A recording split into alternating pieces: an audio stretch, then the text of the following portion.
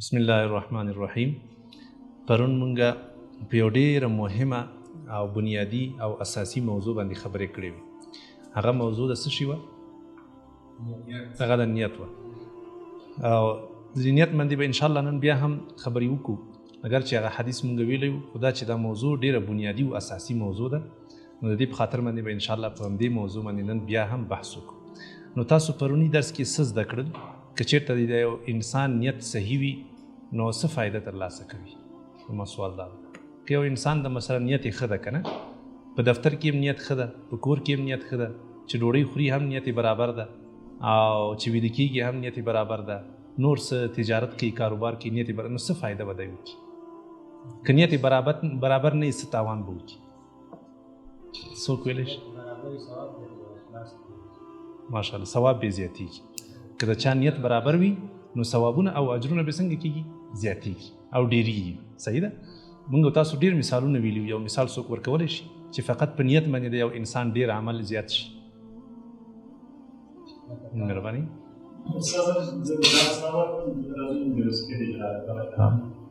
نو کله چې وظیفه د دې لپاره وکړو چې موږ معاش واخلو، دا هم د معاش لپاره موږ زحمت وباسو. که چېرې مو نیت دا وي چې موږ زحمت وباسو، د الله رضا حاصل کړو، هم ثواب وګټل او هم امتیاز وګټل، هم زحمت ډېر وکړل، تستقیم هم ضروري. بالکل. یعنې د دې ورور مطلب دا ده چې د نیت له برکته موږ تاسو دغه روزمره خپل عملونه په عبادت بدلولی شو. همداسې ده که نه؟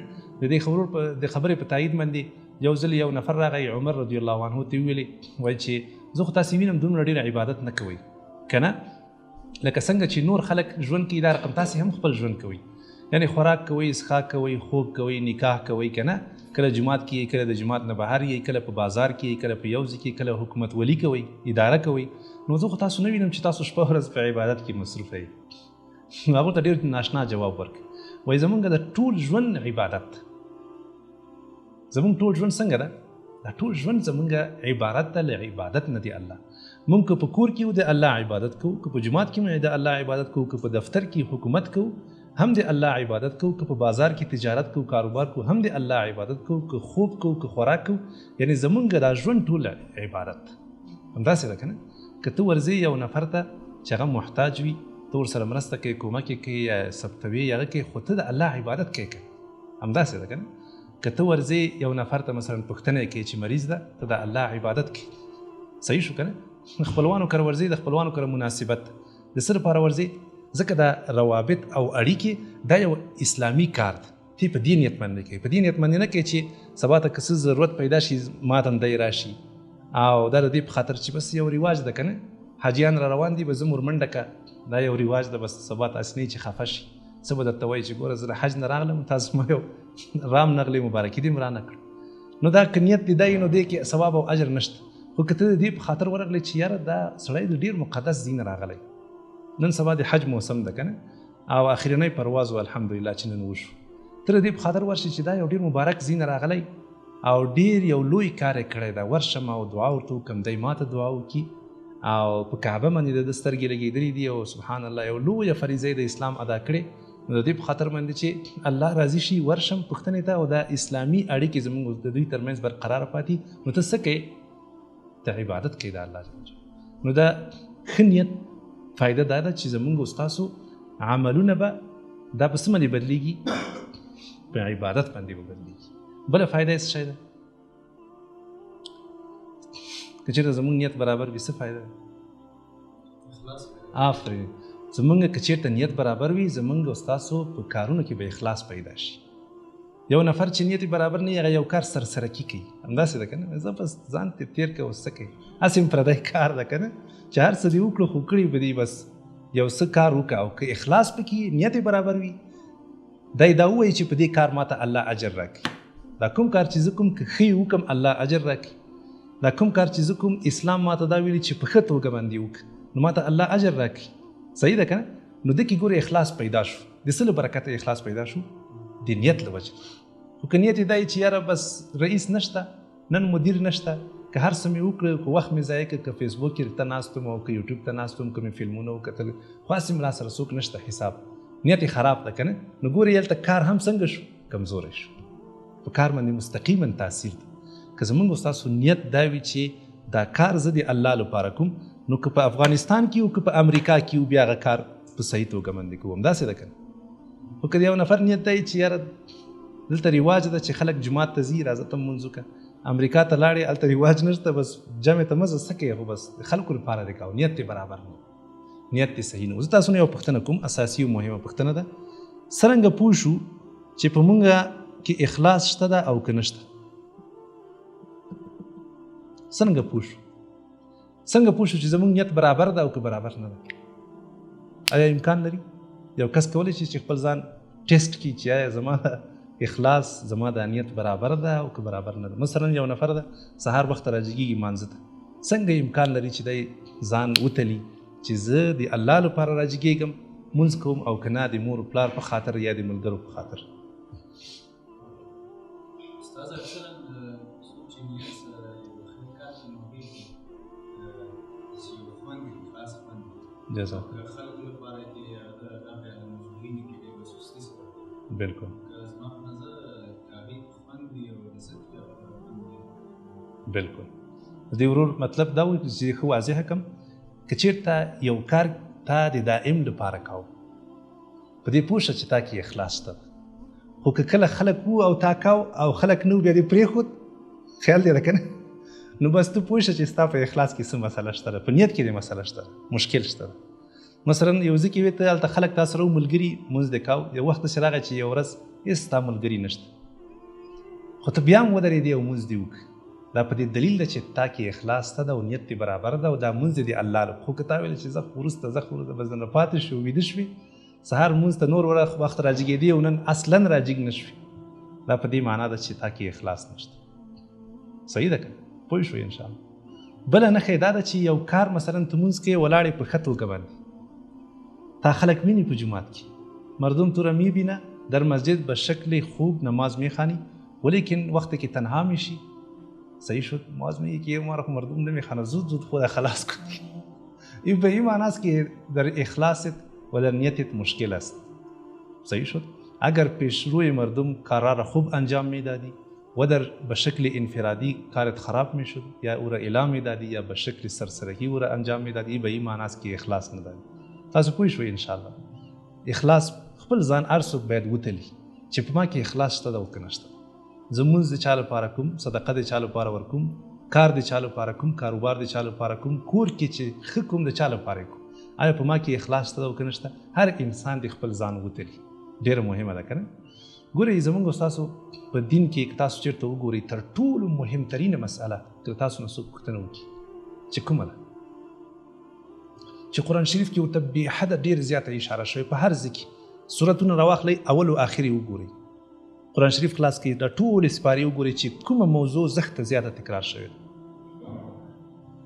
تاسو نه پوښتنه وکړئ قرآن شریف کې اساسي موضوع، تر ټولو زیاته تکرار شوې موضوع، تر ټولو زیات تمرکز چې ورباندې شوی، تر ټولو زیاته توجه چې ورته شوې کومه موضوع؟ د هغه د اخلاص او د عقیدې د توحید مسله ده. صحیح ده که نه؟ په هر ځای کې الله جل جلاله ته اشاره کړې چې ای خلکو یوازې او یوازې ګوره زما عبادت وکړئ، ای خلکو ما سره شریک نشته، ای خلکو نیتونه سم کوي، ای خلکو په خپل عبادت کې یوازې او یوازې ما مد نظر وګڼئ، صرف زما خیال وساتئ، بس د بل چا خیال مه ساتئ. ولا که چېرته په موږ تاسو کې اخلاص پیدا شو، توحید او د الله جل جلاله یوازې والی موږ تاسو په نظر کې ونیو، زموږ تاسو ټول عملونه و برابر شي، بیا به د هېڅ چا په قصه کې نه که نه؟ نن سبا موږ ډېر زیات عملونه د خلکو لپاره کوو، متاسفانه ډېر زیات خلک دي حیا کوي د خلکو په خاطر یا د ماحول په خاطر، چې راوځي له هغه ماحول نه بس بیا هر څه ګډوډ شي. ځینې ځوانان دي اروپا ته لاړ شي، غرب ته که نه، امریکا ته، اروپا ته، هلته هم منځونه کوي، هلته هم ګناهونه نه کوي، خو ځینې داسې دي چې هلته لاړ شي بس یو دم آزاد شي.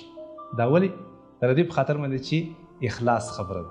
همداسې ده که نه؟ دا ټوله د اخلاص خبره ده چې په چا کې اخلاص وي د هغه عملونه به دوام کوي، او چې په چا کې اخلاص نه وي نو د هغه عملونه به بیا هم څنګه کېږي؟ پاتې کېږي به او خرابېږي، ادامه به نه پیدا کړي.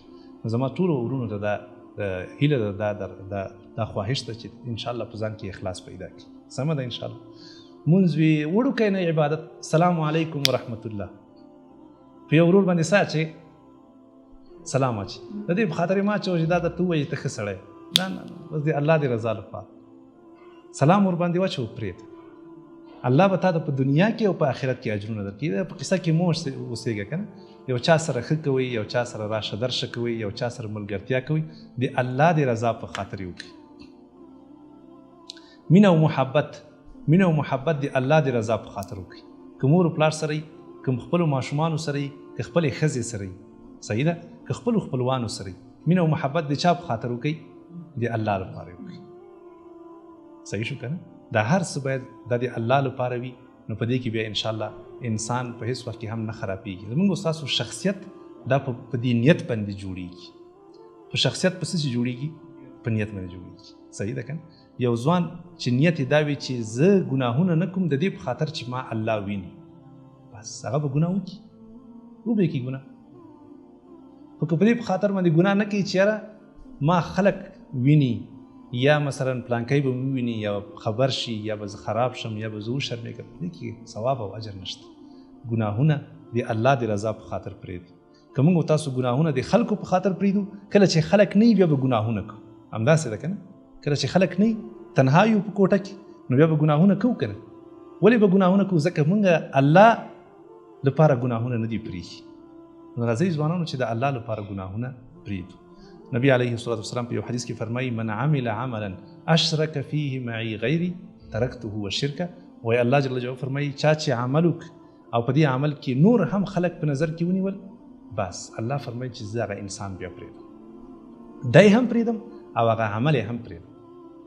تر ټولو مهمترین شی زموږ ستاسو په اسلام کې هغه دا نیت چې نیت برابر ټول عملونه به زموږ ستاسو الله برابروي. خو که نیت خراب نو ټول عملونه زموږ څنګه دي هغه برباد دي. اسلام کې سخت عمل څه شی دی چې ډېر هم پکې پیسې مصرفېږي هم پکې وخت مصرفېږي هم پکې کوشش ډېر زیات ده زحمت فزیکي کوم یو جهاد هم سخت عمل ده حج هم سخت عمل ده صحیح ده که نه سخت عمل چې په عبادتونو فرایضو د اسلام کې ده هغه حج ده. وخت به مصرفې پیسې به مصرفې زحمت به وباسې مسافري به کوې 45 شپې نن سبا مسافري. خو سبحان الله دا ټول کارونه که ته وکړي که نه خو چې نیت دې پکې خراب و هغه حج ستا له صفر سره برابر دی. 2000-3000 ډالر تا مصرف کړه کور کاروبار بچي وطن وخت دا هر څه دې پرېښودل او لاړې خو چې نیت دې صحیح نه و د دې زموږ نفر ولته هغه حج ته روانو حج ته روانو نو بیا دکانونه یې ګرو کړي وو څه یې کړي وو دکانونه یې ګرو کړي وو حج ته روانو پیسې ورسره نه وي نو چا ترېنه پوښتنه وکړه وایي د الله بنده څه کوې چې حج ته روان یې دا وګوره دکانونه دې ګرو کړل څومره په مشکل کې ضرورت لري دې کرایې ته ستا ضرورت و دومره کېدی چې لا هغه کور دې په مشکله وچلېږي که نه نو تا ولې دا دکانونه ګرو کړل وایي یاره چې رښتیا خبره درته ووایم چې الله نه نشم پټوی نو تا نه به یې څه پټه کړه وایي چې زه هغه سړی په ډګروال باندې مشهور وایي چې دا مجلس کې ناست یو که نه زما ورونه هم ناست دي زه هم ناست یم وایي زما ورونو ته وایي چې حاجي پلان کوي حاجي پلان کوي حاجي پلان وایي زما نوم ته چې راشي دا ډګروال صاحب دا پلان کوي وایي ما باندې دومره بده ولګېږي که نه چې دا ولې دا ډګروال وایي ده باید حاجي ډګروال ویلی که نه سخته بده راوایي زور راکړي چې دا وګوره دا زما ورونو سره ټول حاجي حاجي وویلي او ما سره حاجي ونه ویل نو زه د دې په خاطر مې نن دکانونه ګرو کړي دي او حج ته روان یم چې سبا زما نوم سره څوک څه ووایي حاجي ډګروال نو الله دې موږ تاسو ته اخلاص را نصیب کړي. دا خبرې مې اضافي د دې په خاطر وکړي چې اخلاص ډېر مهم دی او اخلاص په اول د عبادت کې هم موږ وکړو او تر پایه باید موږ تاسو کوشش وکړو چې اخلاص تر اخره پورې ورسو. فرضاً یو نفر په مانځه ودرېده او په ښه په اخلاص سره خو چې ګوري یو نفر راغی مشر سړی راغی اولته کېناست ده ته ګوري نو دی باید داسې ونه کړي چې د هغه نیت مخکې یې مونځ زر زر کاو د هغه لپاره مونځ په کرار کړي خیر هم ده که نه کله کله داسې کېږي که یو انسان په مانځه ودرېده او مونځ کوي عادي ډول باندې خو چې ګوري یو نفر مشر راغی هلته کېناست ده ته ګوري بس دی د هغه لپاره مونځ کرا کړي دا ګوري نیت خراب شو همداسې ده که نه نه داسې مه کوه بس عادي ډول باندې دی بل چا هېڅ خیال مه ساتي. اوس که چېرته د چا نیت په اول کې برابر یو منځ کې خراب شو فرضاً اول رکعت یې په خپل نیت باندې صحیح روان دویم رکعت کې یو دم هلته رئیس صاحب راغی وکېناست او دی ګوري نیت یې خراب شو او مونځ یې کرا کړ اوس آیا د ده مونځ قبلېږي او که نه تاسو څنګه فکر کوئ نماز به شکل عادی میخوان حالا که اونجا پدر شیشت نه پدر کلان میدونه که زود زود بخوانه بگه آهسته آهسته شد که آره نماز یه صحیح است یا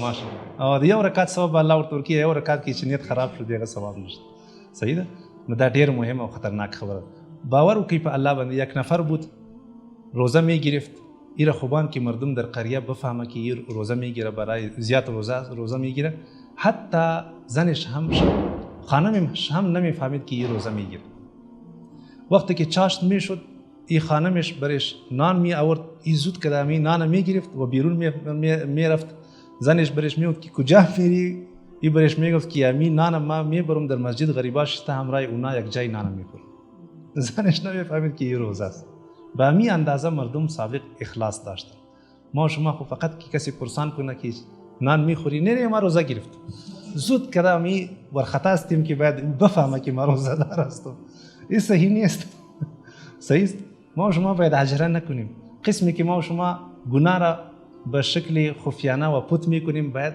اعمال نیک را هم پت کنیم صحیح است لکه څنګه چې موږ تاسو ګناهونه پټ کوو نو باید د خپل نیک عملونه هم پټ کړو یو نفر ډیر ناشنا قصه ده وایي چې د ورځې به په مانځه باندې ولاړو ډیر زیات منځونه به کول دی الله لپاره ډیر زیات منځونه به کول چې کله به تر پاسو یا به دروازه خلاص شو یا به وټه کېده یا به پوه شو چې څوک راغی سم دستی به ځان په خوب باندې واچو بالاخره دا سړی په خوبي باندې مشهور شو یا دا څومره خوبي د خوب نه بغیر د بل کار نشته او حال دا چې هغه شپه ورځ به هغه دی الله جل جلاله په عبادت ولاړ کله چې سړی لاړ بس بیرته به راودرېده او په مانځه باندې مونږ خو ورخطا یو چې معمولي څوک پوښتنه وکړي بس اخوا دېخوا خبرې کوو ځان را برابرو دې ته چې هغه خپل عمل څنګه کړو هغه راښکاره کړو او بیا ډېر خلک دا مو سره وایي چې الله دې ریا کې نه راولي بس دا مې وکړه هغه مې وکړه که نه الله دې ریا کې نه راولي دا مې وکړه هغه مې وکړه نو څه ضرورت ده چې یادوي صحیح ده عملونه وکړئ او پټې کړئ خسته شوي خو نه یې انشاءالله عملونه وکړئ او څنګه یې کوئ پټې کړئ څوک چې عمل پټوي نو الله جل جلاله بیا راښکاره کوي یو وخت کې بیا الله جل جلاله راښکاره کوي یو سړی تل لپاره غریبانو ته کومکونه او مرستې وروړلې خو د شپې له طرف نه به یې وروړې هلته به یې مخې د دروازې کېښوده بالکل دا خلک نه خبرېدل چې دا څوک ده یو وخت کې یو سړی مړ شو سبا شپې ته چې ګوري چې سهار ته خلک راجګېږي د کور مخې ته هېڅ هم نه دي پراته بله شپه هم راجګېږي بالاخره هغه کومک او مرستې په هغه سړي باندې قطع شوي فکر یې وکړو چې دا ولې قطع شوي سوال ورته پیدا شو دا کومکونه او مرستې مونږ ته را روانې وي کلونه اوس یو دم داسې قطع شوې چې بالکل که نه افغانستان کې هم ډېر خلک شپه ورځ د کومکونو په انتظار ناست صحیح ده دا کومکونه ولې قطع شو پلټنې سوچونه بالاخره ډېر پوښتنو نه هغه نه وروسته ورته معلومه شوه چې دا پلانکی سړی چې مړ شو لږ ورځې نه دا کومکونه بند شوي نو دا کومکونه مونږ ته هغه سړي راوړل د مرګ نه وروسته ورته ښکاره شو صحیح ده نو موږ تاسو به هم انشاءالله کوشش کوو چې عبادت وکړو د الله او اخلاص وکړو دغه شیونه موږ تاسو ته په آخرت کې انشاءالله په درد لګېږي او الله جل جلاله به هم په دې دنیا کې عزت راکوي او هم انشاءالله په آخرت کې الله جل جلاله دې اول ماته اخلاص را نصیب کړي او بیا دې الله جل جلاله تاسو ته اخلاص درته نصیب کړي وما علینا الا البلاغ والسلام علیکم ورحمة الله مهرباني انسان اکثر په خپل ماته کړی زه په جریان کې کله ته یو تصمیم نیسې مثلا د اخلاص برابر د نیت راکړي څه دپاره خپل نیت ډېر پاک وساتي اما د وخت چې له دوی سره فکر وکړم اوله خدای تا نیت ډېر قوي مینه ماته لګځي دې ماته نه ورځي داسې یو عمل چې ته وکولی سې خپل دا اخلاص همیشه تازه وساتې خپل نیت همیشه پاک وساتې داسې کوم عمل ستا په دین کې چې هغه یعنې ته په مات سره وکولی سې خپل ځان ته بالکل لا حول ولا قوة الا بالله دا یو بهترین ذکر ده د دې مفهوم دا ده چې توفیق نه راکوي ماته په نیک عمل باندې مګر الله او ما له ګناهونو څخه نه منع کوي مګر الله صحیح ده دا ذکر باید انسان وکړي او کله نه کله انسان باید په تنهایی ډول باندې چې هېڅوک هم ترې خبر نه شي داسې یو عبادت وکړي صحیح ده نو بیا موږ لکه پرون مې څنګه وویلې یعنی زمونږ ستاسو دا ژوند ټول مبارزه ده د تل لپاره باید خپل نفس او شیطان سره په مبارزه کې یو که نه او انسان د تل لپاره کوشش کوي چې اول دغه اساسي شی زمونږ ستاسو خراب کړي چې هغه نیت نو باید موږ تاسو د خپل وس مطابق دا تازه وساتو او الله ته رجوع کو لا حول ولا قوه الا بالله وایو. دغه مهم دي. خو چټي وسوسو ته بیا اعتبار هم نشته. کله نه کله انسان ده کنه شیطان په دې هم خپه کوي او انسانیت په دې کې خراب وتا خدای دې لپاره کړی نه چې یو ځل انسان شروع کړه په الله توکل کو بس مخکې باید لاړ شي او په جریان د سفر کې چې کوم وسوسې شکوک شبهات ته پیدا کیږي هغه ته باید ډیر توجه ورنکړي ځکه دا انسان چټي خرابوي بیا. بس چې یو د خپل مسیر وټاک په الله دې توکل کو یا الله زستا لپاره اخلاص لرم یا الله ستاسو لپاره دا کار کوم. نور که خلک ستاسو صفت کی مثلا یو نفر دا پټه باندې عبادت کوي یا خدمت کوي خو یو څوک راځي ستاسو ستاینه کوي یا څوک بونس درکوي یا څوک ته هڅوي تقدیرنامه درکوي نو نبی علیه الصلاه والسلام په دې اړه باندې فرمایي تلک بشرا المؤمن تلک بشرا العاجل داسې الفاظ دي چې دا د مؤمن هغه عاجل مخکینی زیری ده چې ورکول کیږي. صحیح ده. نو په دې اړه باندې انسان باید خپل کوشش وکړي نور وسوسو ته دروازه خلاصه نه کړي.